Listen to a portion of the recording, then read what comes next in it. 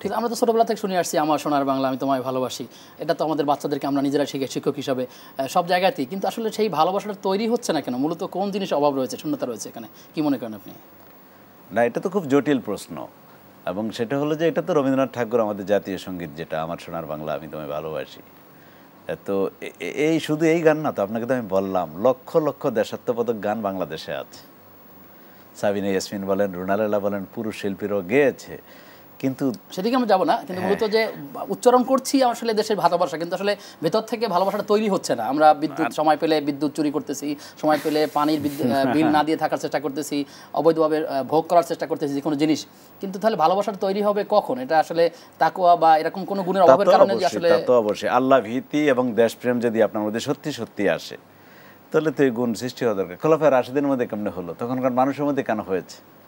তার মানে ঈমান, জোরালো ঈমান ছিল, শক্তিশালী তাকওয়া ছিল, যে তাদেরকে কোনো অপরাধে তারা জড়াতে পারতো না।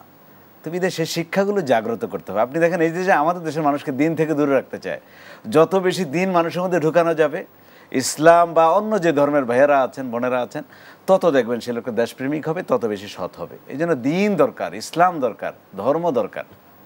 এই জন্যই ওই যে স্ট্যানলি হল বলেছিলেন যে তোমার সন্তানকে যদি 3টা আর শেখাও, রিডিং, রাইটিং আর অ্যারিথমেটিক, পড়া, লেখা এবং গণিত, আর লিভ দ্য 4th আর, যদি 4th একটা আর ছেড়ে দাও, সেটা কোনটা? রিলিজিয়ান।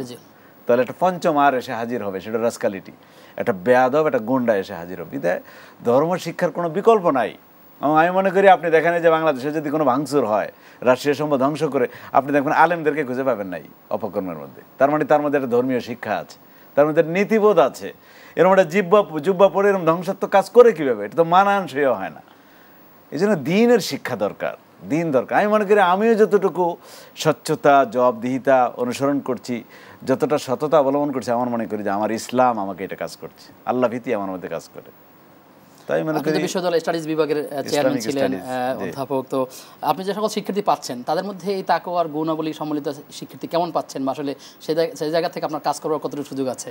না, আলহামদুলিল্লাহ অন্য ডিপার্টমেন্টের চেয়ে তো আমাদের ছেলেমেয়েরা তাকওয়ায়, নৈতিকতায় অনেক উন্নত।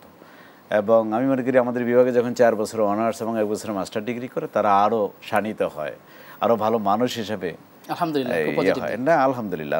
এই জন্য ইসলামিক শিক্ষা, ইসলামিক স্টাডিজ বাংলাদেশে প্রত্যেকটা শিক্ষা প্রতিষ্ঠানে থাকা উচিত বলে আমি মনে করি। ইভেন আমি মনে করি অন্য ডিপার্টমেন্টও ফার্স্ট ইয়ারে 100 নম্বরের একটা বেসিক ইসলামিক কোর্স থাকা দরকার, যেখানে সে অধ্যয়ন করুক, কিন্তু তাকে দিনদারিত্ব শেখানো উচিত। জি, ইঞ্জিনিয়ার হোক, ডাক্তার হোক, বুয়েটের যে কোনো সাবজেক্টে সে পড়ুক, তার মধ্যে 100 নম্বরের ফার্স্ট ইয়ারে মৌলিক মানবীয় গুণাবলী সম্পন্ন একটা ধর্মীয় একটা সাবজেক্ট থাকা দরকার। বেসিক কনসেপ্ট অফ ইসলাম এই ধরনের হতে পারে, ফান্ডামেন্টালস অফ ইসলাম, এই ধরনের ইসলামী শিক্ষা থাকা উচিত। আমি মনে করি আমাদের দেশ উপকৃত হবে এবং রাষ্ট্রীয় সম্পদ যথাযথ সংরক্ষিত হবে ইনশাআল্লাহ।